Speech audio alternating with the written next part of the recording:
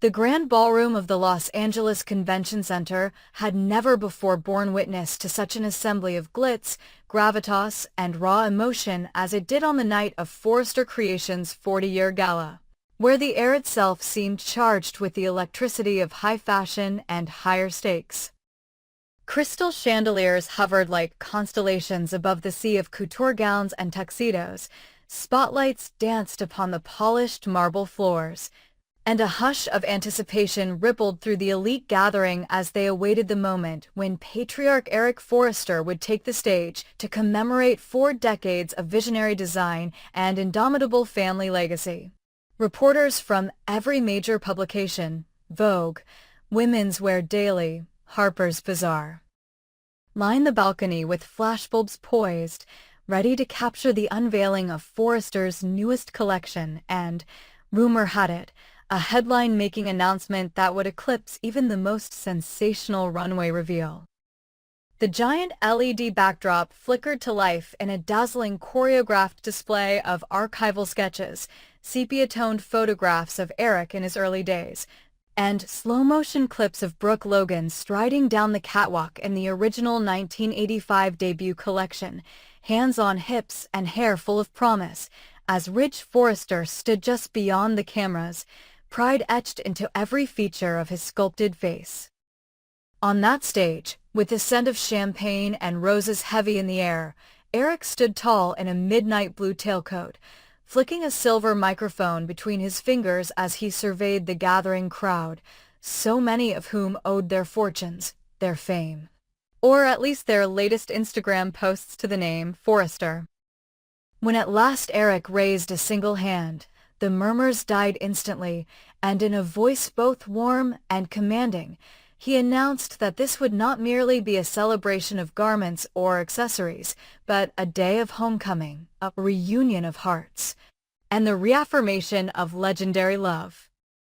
Gasps of delight and disbelief cascaded through the audience as the words Brooke and Ridge splashed across the LED screen in bold white letters, and the press pack erupted into a frenzy of camera shutters that sounded like 1,000 tiny thunderclaps.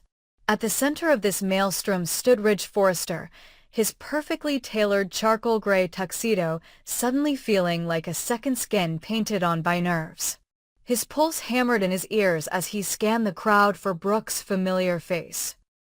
Brooke, whose name on that glittering screen had reignited memories that Ridge had long tried to bury beneath layers of loyalty, logic, and the cool composure demanded by both fashion and family. Behind him, Taylor Hayes stood rigid, her porcelain gown shimmering like moonlight on water, her eyes wide with panic and her hand curled around Ridge's elbow as though anchoring him against a storm. Taylor had known that Eric's announcement would come sooner or later.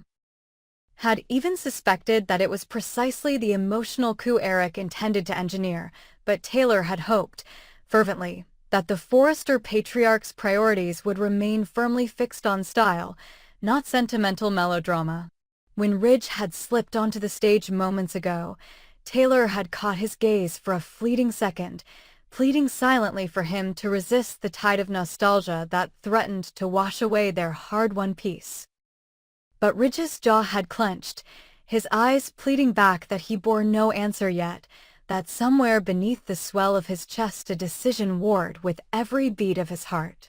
Down in the front row, Brooke Logan stood amid a small circle of longtime allies, Katie Logan, her sister, clutching her hand in solidarity, Donna Logan, her other sister, her face alight with excitement as she squeezed Brooke's shoulder. And Bill Spencer, watching with a calculating glint, undoubtedly pleased at the prospect of a tabloid-worthy resurgence of the most storied love story in soap opera history.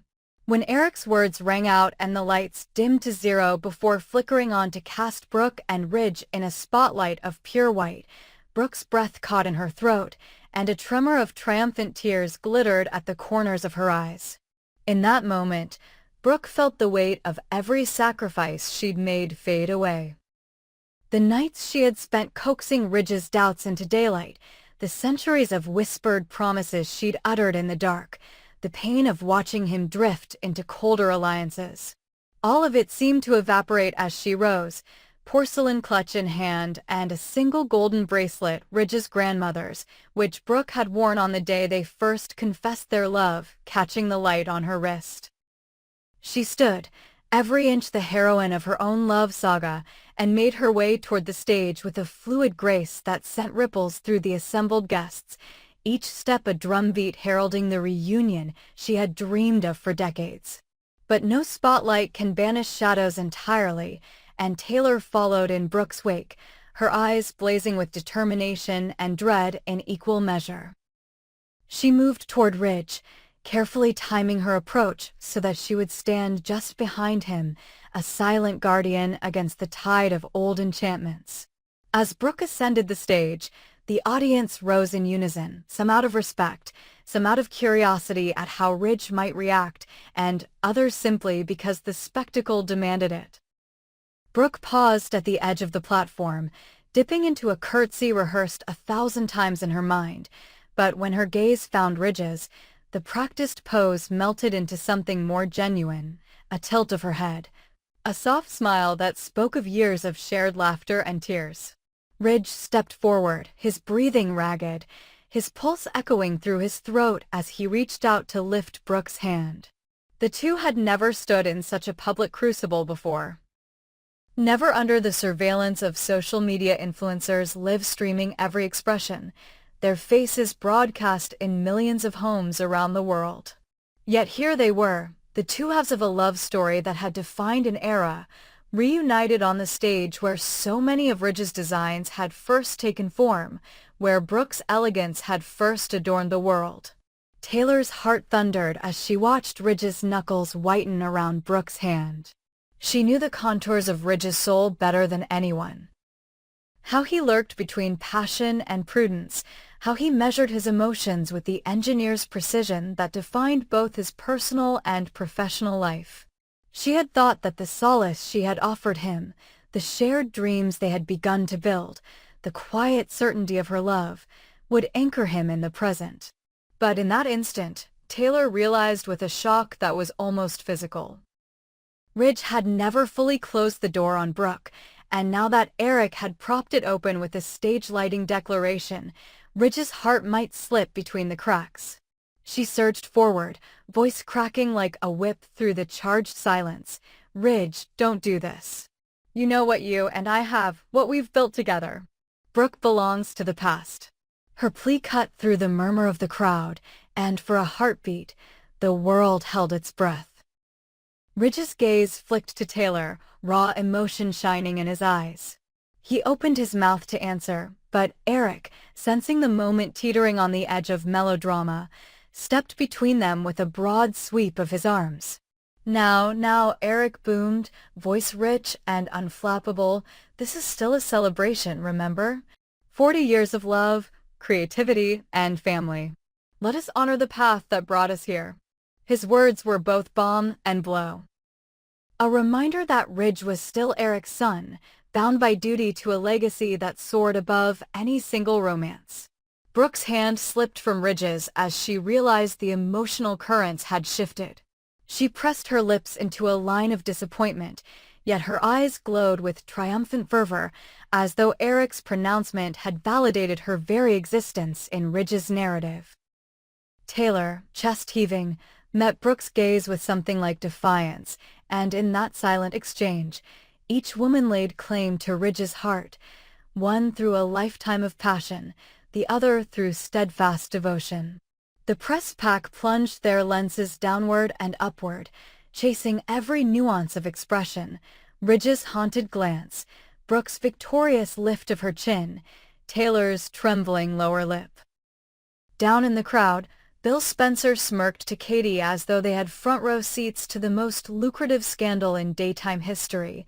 Liam Spencer, there to support Brooke as family, narrowed his eyes and tightened his jaw, sensing the maelstrom gathering around his sister. And Hope Logan, who had been dining with Donna nearby, choked on her champagne as the tableau unfolded, the question of Brooke versus Taylor transmogrifying in her mind into the ultimate puzzle. Where did Carter fit into this reunion? For in the throng, Carter Walton watched through the lens of ambition and heartbreak, acutely aware that every headline tomorrow would speak of Brooke and Ridge's triumphant return, while his own name faded from the narrative arc like a washed-out watermark. As the afterglow of Eric's toast settled into a buzz of murmured conversations and strained laughter, the trio remained on stage, locked in a tableau that no photo could fully capture. Ridge, torn and vulnerable, stood at the crossroads of his own making. Brooke, heart swelling with the hope that this would finally be the moment Ridge reclaimed their shared destiny. Taylor, fierce and fearful, determined not to yield the man she loved to a ghost of the past. Behind them, the Forrester logos, subtly integrated into every decor element, reminded all assembled that beneath the swirl of romance and rivalry lay the inexorable momentum of a fashion empire built on both audacity and resilience. And as the cameras continued to roll, capturing every flicker of emotion for the morning's headlines, the world held its collective breath, waiting to see which of the two women would prevail in the battle for Ridge Forrester's heart. And whether Ridge himself had the courage to choose a future that honored both love and loyalty in the merciless glare of the public eye. The chic ambience of the Forrester Creations runway show dissolved into chaos the moment patriarch Eric Forrester stepped onto the glossy white catwalk, his pristine tuxedo glinting beneath the harsh spotlights, only to clutch his chest in sudden agony and collapse in a heap of tailored perfection as models froze mid-stride and gasps rippled through the audience.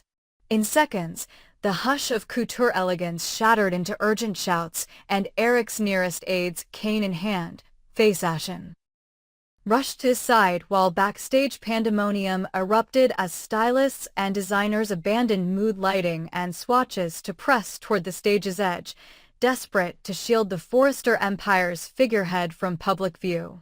Lights dimmed, music halted, and as paramedics hustled Eric off the runway into the bowels of the convention center, a tremor of dread seized everyone who knew that behind his imposing silver mane and unwavering composure had lurked a secret more fragile than the finest silk. A chronic heart condition Eric had concealed from even his closest kin out of fear that revealing the truth would fracture the legacy he had built over 4 decades. As the news flashed on smartphones and network cameras captured ambulances roaring away, the Forrester clan found themselves teetering on the brink of an abyss far deeper than any mere fashion showdown, suddenly confronted with an agonizing choice. To plead with their patriarch to rest, to relinquish the empire he'd fought so long to keep alive, or to insist he soldier on, risking everything for the sake of a brand bearing his name. In the hushed corridors of Forrester Creations' glass and steel headquarters, Ridge Forrester paced like a caged lion, his crisp gray suit rumpled from hours of indecision, while the weight of his father's condition pressed on him heavier than any pair of bespoke shoes ever had. Ridge had always viewed Eric's unwavering presence as the North Star guiding his own career, first as a protege, then as a designer whose very first line paid homage to his father's bold vision, but now Ridge felt that guiding light flicker, threatening to plunge his life and the company into darkness. He recalled every whispered conversation behind mahogany doors, every late-night counsel in Eric's private study, every compliment that had buoyed him through the fiercest storms. And he realized that the empire he clung to might crumble if he allowed the man who built it to fade away. Meanwhile, Brooke Logan, whose marriage to Ridge had weathered betrayals and reconciliations over the years, arrived at the emergency ward in a state of fierce protectiveness. Her soft blue dress and perfectly coiled hair could not mask the tremor in her voice as she demanded updates, clinging to Ridge's arm for strength even as she wrestled with her own grief and guilt. Did she push Ridge too hard to cement his status as Eric's successor? Had her own ambition contributed to forcing Eric beyond his limits? She hovered beside Eric's gurney, wringing her hands, recalling how the Forrester patriarch had once welcomed her into the family with warmth and open arms. and how under his mentorship she had grown from a fearless beauty with a designer's eye into a matriarch who balanced love and power with a deft hand. Yet now she felt powerless as a distant beep of cardiac monitors echoed through the sterile hall. Even as she knelt to grasp Eric's cold hand, Brooke glimpsed a future unthinkable, Ridge ascending to the throne of Forrester Creations without his father's guiding presence, their daughter growing up without a grandfather's enduring wisdom, and the company itself adrift without its architect. And then there was Rick Forrester. Once the black sheep of the family with a reputation for brash moves and impulsive designs, now returned from a self-imposed exile in Geneva with a newfound determination to stake his claim. Rick's handsome features were taut with suppressed triumph when he entered the ward, having heard of Eric's collapse and seen the power vacuum forming even before the 4 lines had been inserted. He approached Brooke and Ridge with a measured smile that did not extend to his calculating eyes and offered his services at every turn, insisting that he could shoulder responsibilities, calm investors, and keep the flagship couture line afloat. But his overtures felt less like offers of help than veiled bids for control. Ridge's jaw tightened at the sight of Rick's poised posture and easy confidence, and Brooke felt a cold shiver at the thought that while Ridge fretted over honoring his father's wishes, Rick was already mapping out the day Eric's will would be read. Back in the conference room adjacent to the intensive care unit, lawyers and board members gathered around a sleek glass table, casting furtive glances at Ridge, Brooke, and then at the portrait of Eric dominating the far wall. A silent reminder of the man to whom they all owed so much. They whispered of contingencies. If Eric were too ill to continue, would he append an addendum to his existing succession plan? Who would inherit the chairmanship, Ridge, presumed heir apparent, or Rick, the prodigal son eager to prove his mettle?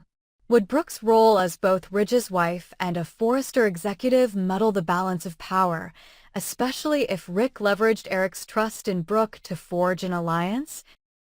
As the legal eagles conferred, Ridge excused himself, leaving Brooke to stand among strangers in pinstriped suits who eyed her with a blend of sympathy and opportunism. She found Rick lingering near the exit, smoothing his tie as though applying polish to his next grand entrance. "Thought you'd be doing cartwheels over this," she hissed under her breath, referring to Eric's frailty and the upheaval it spelled for their family. Rick's lips twitched into something resembling compassion, yet his words, softly offered, veiled the scales of ambition. "Family first, Brooke. We need to rally now more than ever." Brooke bristled at the condescension, but she needed an ally. She reminded Rick of the countless nights when Eric had praised Ridge's dedication, when he had entrusted Ridge with the keys to unlaunched collections, when he had chosen Ridge to stand beside him at every red carpet unveiling. Would Rick now betray that legacy for a shot at glory? Rick's smirk was as thin as the surgical mask he donned before stepping into Eric's room. Meanwhile, Ridge re-entered the ward, sliding into a chair beside Brooke. The two clasped hands, a united front amid the swirling currents of fear and greed. Outside the French doors of the ICU, a storm of reporters and flashing cameras waited to capture any sign of resolution, ready to pounce on a single misstep and turn it into headline fodder. Ridge straightened in his seat, voice low but steely. "I won't let Dad's legacy be auctioned off to the highest bidder." Brooke nodded, tears streaking her cheeks, knowing that their solidarity would be the only shield between their father's wishes and the ravenous eyes of those who smelled the scent of power.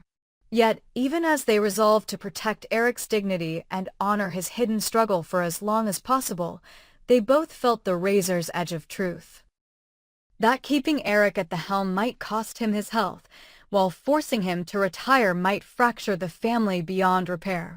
And hovering at the threshold, Rick weighed every word, every glance, plotting his next move in a drama more perilous than any runway reveal, because now, the fate of fashion's greatest dynasty lay in the hands of 3 heirs bound by blood, ambition, and a secret that could either unite them or tear them apart forever.